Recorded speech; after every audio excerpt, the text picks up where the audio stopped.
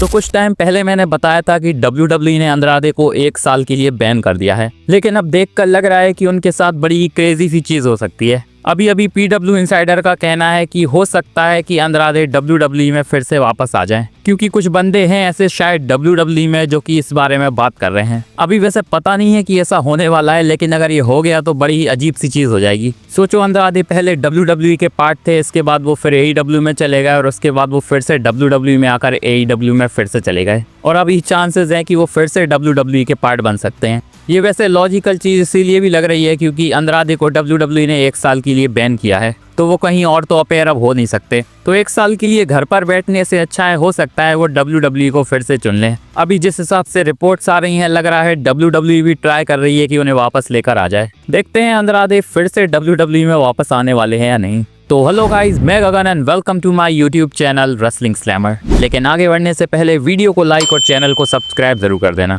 तो अभी कुछ टाइम पहले मैंने बताया था कि जे उसो के साथ सिचुएशन कुछ ठीक नहीं चल रही है। अभी रॉ में जो वो बैटल रॉयल जीते थे, उसके बाद फैंस उनके ऊपर फिर से चढ़ गए हैं। जहां WWE ने जो ये CM पंक और जे उसो के फेस ऑफ की वीडियो डाली थी, उस पर बहुत ज्यादा डिसलाइक्स आए थे। लेकिन भाई फैंस अभी भी रुकने का नाम ले नहीं रहे हैं और अभी भी उस वीडियो पर धड़ाधड़ डिसलाइक्स आ रहे हैं। अभी तक वो वीडियो जे उसो के 2025 के करियर की हाईएस्ट डिसलाइक्ड वीडियो बन गई है, जिस पर 86,000 प्लस के समथिंग डिसलाइक्स आए हैं।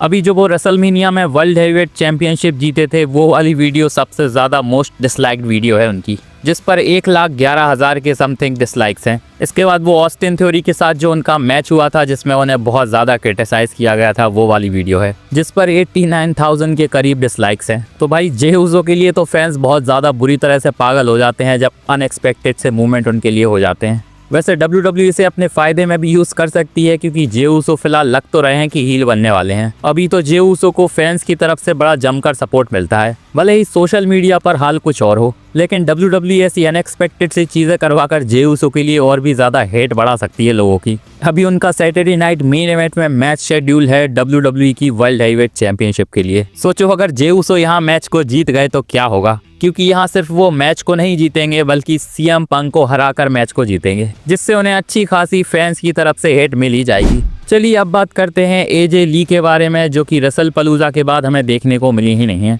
वैसे तो उनके रिटर्न के साथ रिपोर्ट्स आई थी कि वो फुल टाइमर की तरह ही रिटर्न करेंगी, जैसे कि हमें CM पंक देखने को मिलते हैं, पर फिलहाल तो हमें ऐसा देखने को मिल नहीं रहा था। लेकिन अभी रिसेंटली AJ ली ने एक इंटरव्यू में कहा है कि बहुत जल्दी वो अपना रिटर्न करने वाली हैं। अभी WWE से जाने के बाद AJ ली ने एक अलग ही करियर बना लिया था, जहां शायद वो बुक्स वगैरह लिखती थी। तो उनका कहना है कि उनकी बुक जो रिसेंटली आने वाली है, उसका काम हो जाने के बाद वो रिटर्न कर लेंगी, और भाई रिटर्न करते ही उनका टारगेट होंगी बेकी लिंच। फिलहाल बेकी लिंच के पास WWE की वुमेन्स इंटरकॉन्टिनेंटल चैंपियनशिप भी है, तो भाई रिटर्न के साथ उनका निशाना उस पर भी होने वाला है। वैसे तो रेसलपलूजा के पहले भी ऐसी चीजें हमें देखने को मिल रही थी कि लग रहा था कि AJ ली अब इंटरकॉन्टिनेंटल चैंपियनशिप के लिए जाएंगी, और WWE शायद रेसलपलूजा के बाद यही फ्यूड कराने वाली थी। तो AJ ली की ये बुक कंप्लीट हो जाने के बाद वो WWE में अपना रिटर्न कर लेंगी। इसके बाद फाइनली हमें ये फ्यूड भी देखने को मिल जाएगी, जो कि शायद बहुत ज़्यादा अच्छी हो सकती है, क्योंकि रेसलपलूजा के पहले जो हमने इनका इंटरेक्शन देखा था वो बहुत ज़्यादा एंटरटेनिंग था। वैसे अभी पता नहीं है कि उनका रिटर्न कब होने वाला है, लेकिन उनकी बातों से लग रहा है कि बहुत जल्दी वो आ जाएंगी। हो सकता है सर्वाइवर सीरीज से पहले आ जाएं। इसीलिए शायद WWE ने मैगजीन के साथ बेकी लिंच को अभी इन्वॉल्व किया हुआ है, और WWE ने कोई मेजर फ्यूड नहीं दे रही है, क्योंकि उनके हाथों से शायद इंटरकॉन्टिनेंटल चैंपियनशिप AJ ली ही लेंगी।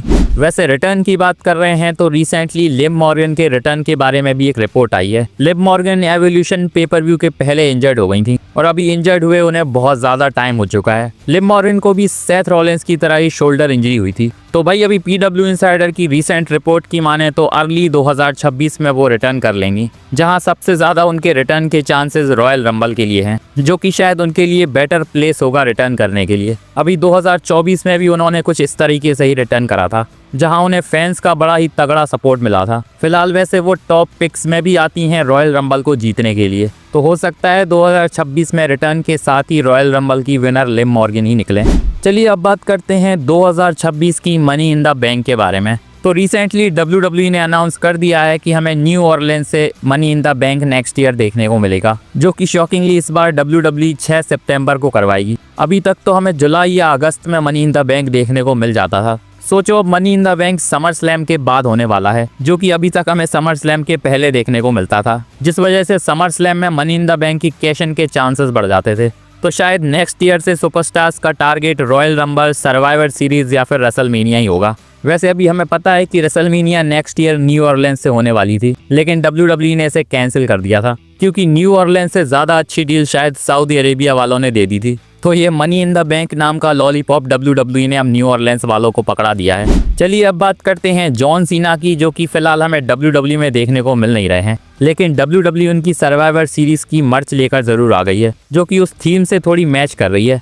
वैसे अभी बहुत ज़्यादा कन्फ्यूजन है कि सर्वाइवर सीरीज़ का हमें जो वॉर गेम्स मैच देखने को मिलेगा वो कौन सा होगा। अभी जो क्राउन जूल के पहले रिपोर्ट्स आई थी उसके हिसाब से तो रोमन रेंस और सेथ रॉलेंस की टीम हमें वॉर गेम्स में देखने को मिलती, लेकिन सेथ रॉलेंस की इंजरी की वजह से शायद बहुत सारे प्लान्स चेंज हो गए होंगे। तो भाई रिसेंटली सोशल मीडिया पर एक मैच वायरल हो रहा है जो कि हमें देखने को मिल सकता है सर्वाइवर सीरीज़ में। फैंस का मानना है कि WWE सोलो सिकोआ की MFT और व्हाइट सिक्स के बीच में वॉर गेम्स मैच अब की बार करवा सकती है, क्योंकि इनके पास एक तो अच्छी खासी फैक्शन है और इनकी फ्यूड भी अभी चल रही है। तो WWE के पास अच्छा ऑप्शन है दोनों टीम्स को वॉर गेम्स मैच में भिड़वाने का। फिलहाल MFT के पास तो पूरे 5 मेंबर्स हैं, लेकिन व्हाइट सिक्स के पास अभी 4 ही मेल मेंबर्स हैं, क्योंकि निकी क्रॉस को तो WWE वॉर गेम्स में डालेगी नहीं। तो यहाँ शिंसुके नाकामुरा 5वें मेंबर हो सकते हैं व्हाइट सिक्स की टीम के। अभी बहुत सारे फैंस इस आइडिया को भी क्रिटिसाइज कर रहे हैं क्योंकि ये मिड कार्ड का मैच लग रहा है, और बहुत सारे फैंस चाहते हैं कि सर्वाइवर सीरीज में हमें वॉर गेम्स मैच में कोई टॉप लेवल का मैच देखने को मिले, जिसमें थोड़े बड़े बड़े सुपरस्टार्स हों। वैसे मुझे लग नहीं रहा है कि WWE वैसे भी वॉर गेम्स मैच में ये वाला मैच करवाएगी, क्योंकि WWE भी चाहेगी कि कोई बड़ा मैच वो वॉर गेम्स मैच में रखे। लेकिन भाई अगर WWE के पास कोई ऑप्शन नहीं बचता है तो ये मैच भी हो सकता है सर्वाइवर सीरीज वॉर गेम्स में। चलिए अब बात करते हैं ब्रॉक लेसलर के बारे में। तो समर स्लैम में ब्रॉक लेसलर ने अपना अच्छा खासा रिटर्न कर लिया था, जो कि उन्होंने 2023 के बाद किया था। हमें पता है कि 2023 में उनके ऊपर तगड़े एलिगेशंस लग गए थे, जहां विंस मैकमैन के साथ वो भी फंस गए थे। लेकिन समर स्लैम में रिटर्न करने के बाद बहुत सारे फैंस भूल गए कि उन्होंने क्या किया था। वैसे तो उनके एलिगेशंस प्रूफ नहीं हो पाए थे, लेकिन बहुत सारे WWE के सुपरस्टार शायद इससे सेटिस्फाइड नहीं थे। अभी जब समर स्लैम में ब्रॉक लेसलर ने रिटर्न किया था तो फैंस को तो उनसे कोई भी प्रॉब्लम लग नहीं रही थी, क्योंकि उन्हें अच्छा खासा तगड़ा पॉप मिला था। इसके बाद भी ब्रॉक लेसलर जब भी अपेयर हुए हैं फैंस की तरफ से तो उन्हें सपोर्ट ही मिला है। लेकिन अभी PW इनसाइडर की रिपोर्ट है कि जो वुमेन्स डिवीजन है वो ब्रॉक लेसलर के रिटर्न से खुश नहीं है, क्योंकि जो उन पर एलिगेशंस लगे थे वो बड़े ही खतरनाक टाइप के थे, जिसमें वुमेन्स को लेकर उनकी ठीक इमेज बन नहीं रही थी। अभी पता नहीं ये रिपोर्ट कितनी सच है, क्योंकि डेव मेल्जर कभी भी कुछ भी बोल देते हैं। लेकिन अगर ये बात रियल भी है तो शायद WWE को इससे कोई ज़्यादा फर्क पड़ेगा नहीं, क्योंकि वुमेन्स डिवीजन से ऊपर वो ब्रॉक लेसलर को ही देखते होंगे। और अगर बिजनेस वाइज देखा जाए तो ब्रॉक लेसलर WWE के लिए फ़ायदे का सौदा है, इसीलिए ही WWE इतने सारे एलिगेशंस के बाद भी उन्हें WWE में लेकर आ गई थी।